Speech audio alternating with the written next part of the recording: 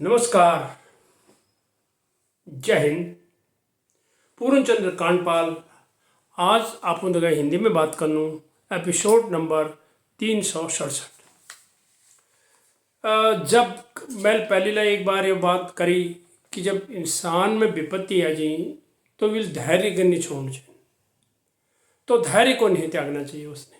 तो इसलिए कहते हैं त्याज्यंग न धैर्य विधुरे विकालय, यानी विपत्ति जब आती है तो धैर्य न त्यागे। अब अक्सर हम देखते हैं अस्पताल में हमारा एक व्यक्ति होता है, वो आईसीयू में होता है। डॉक्टर कहते हैं इसका अभी जब तक हालात इसकी अच्छी नहीं है हम अभी कुछ नहीं कर सकते हैं, हम इलाज कर रहे हैं, आप दुआ करिए, हम दवा कर रहे हैं, आप दुआ करिए, ये ऐसा कहते हैं। लेकिन घर के लोग छटपटाते हैं, अस्पताल में बीमार छटपटाता है, कभी होश में होता है, कभी बेहोश में होता है। बस ऐसे ही ज़िंदगी निकलती है, यही छटपटाहट में निकलती है। लेकिन इस छटपटाहट का एक उदाहरण हमारे देश में इस समय और हो रहा है। उसको अगर आप देखेंगे तो उत्तर काशी में सुरंग में हमारे 41 मजदूर फंसे हुए हैं। अब उत्तर काशी में ये दीपावली के दिन सुबह की बात है, 12 नवंबर, उस दिन रविवार था और इतवार का दिन था और सब लोग दीपावली मनाने के मूड में थे। लेकिन अचानक क्या हुआ कि उत्तर काशी में जो उत्तर काशी यमुनोत्री राष्ट्रीय राजमार्ग है, जिसकी लंबाई करीबन 4.5 किलोमीटर है, और शिलकारा और बड़कोट के बीच में एक सुरंग बन रही थी और उसके अंदर कुछ मजदूर, यानी कुछ नहीं 41, पता चला बाद में 41 मजदूर उसके अंदर फंस गए हैं। और 12 नवंबर 2023 की इस दीपावली की सुबह को शायद उनके घर वाले और वो कभी भूल नहीं पाएंगे। अब होता क्या है कि इन 41 मजदूरों में जब उनका बाद में समाचार चैनलों के माध्यम से जानकारी हमें मिलती है, दूर टेलीविज़न में भी बताया जाता है कि इसमें बिहार के 5 हैं, पश्चिम बंगाल के 3 हैं, उत्तर प्रदेश के 7, झारखंड के सबसे अधिक 15 और उड़ीसा के 5 हैं, असम के 2 हैं, हिमाचल का 1 और उत्तराखंड के भी उसमें 3 लोग हैं। कुल मिलाकर के ये 31 मजदूर उस टनल में फंसे हुए हैं।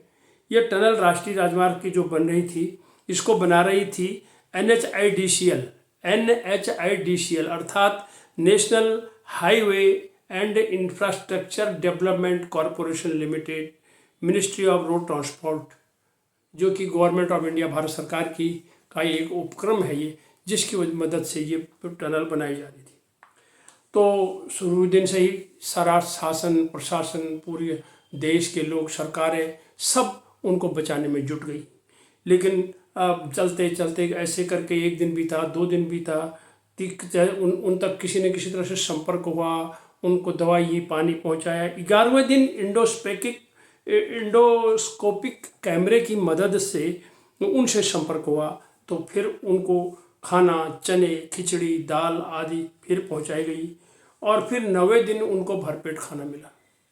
आज जब मैं ये बात आपसे कर रहा हूँ तो उनको इस समय करीबन 13 दिन वहाँ पर हो चुके हैं और इन 13 दिनों में आशा और निराशा के बीच में वो झूल रहे हैं।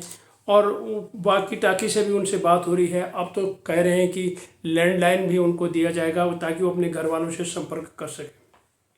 तो इसमें करीबन 48 यानी 57 मीटर का ये सुरंग को, टनल को जो उन्होंने जगह बनानी है, ड्रिलिंग करनी है, उसमें 48 मीटर तक हो चुकी है।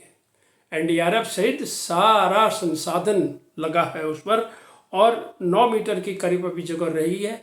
तो आए दिन कोई न कोई और समस्या आ जाती है, क्योंकि अंदर का मामला है, उसके अंदर कुछ पता थोड़ी होता है। और कभी समय बता देते हैं जी आज हो जाएगा, कल हो जाएगा, लेकिन अभी भी ये सुनने में आता है कि करीबन और शायद 2-3 दिन उसमें लग सकते हैं, जबकि 13 दिन आज उनको हो चुके हैं।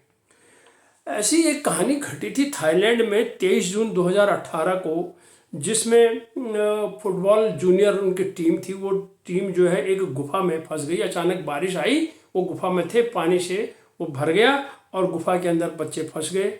और ये जो है 18 दिन तक थाईलैंड में 18 दिन तक 23 जून 2018 से लेकर 10 जुलाई 2018 तक 18 दिन ये उन्होंने जद्दोजहद के साथ वो उसके अंदर रहे। हम आज इतना कहना ये चाहते हैं इस वीडियो के माध्यम से कि धैर्य नहीं त्यागना। अंदर भी छटपटाहट है, बाहर भी छटपटाहट है। निराशा को जीतना है, बेचैनी को जीतना है। जब सरकार लगी है, सारे कर्मचारी लगे हैं, जितने भी संसाधन जुटाए जा सकते हैं वो लगे हैं। हम न्यूज़ में देखते रहते हैं, ये सब चीज़ पढ़ते रहते हैं। लेकिन जब वो लगे हैं, हमारा इन सभी राज्यों के जो ये मैंने बताया, इनके परिवार वालों से भी निवेदन है और कि आप धैर्य रखिए, एक दिन ये बाहर आएंगे। सुरंग में जो अंधेरे में फंसे हैं ये उजाले में आएंगे। इसी तरह जो सुरंग के अंदर हैं, जिस जद्दोजहद से वो लोग लड़ रहे हैं, जिस जद्दोजहद से उनमें जीने की जिजीविषा जगी हुई है और अपने आप को अभी तक उन्होंने सकुशल रखा हुआ है। अब दवाई पानी सब कुछ उनको मिल रहा है, खाना दिया जा रहा है, सभी कुछ उनके लिए हो रहा है। तो ये हम इतना कहना चाहते हैं, ऐसे हालात में कभी भी हिम्मत नहीं आनी चाहिए। पूरा देश की दुआएं उनके साथ है, पूरे देश की नज़र उत्तराखंड के इस चिलकारा वाली जो सुरंग है उस पर लगी हुई है। आइए हम पुनः दुआ करते हैं कि वो सकुशल बाहर आएंगे और हमारे जितने भी संसाधन लगे हुए हैं उस पर पूरा देश लगा हुआ है, उन सब की मेहनत जो है सफल होगी। इन्हीं आशाओं के साथ हिम्मत नहीं हारनी है और जिजीविषा को बनाए रखना है। एक दिन जीत होगी, निराशा दूर होगी, आशा झलकेगी, सब सुंदर होगा। अवश्य वो लोग बाहर आएंगे, यही मेरा उन परिवार वालों से भी कहना है। धन्यवाद, नमस्कार।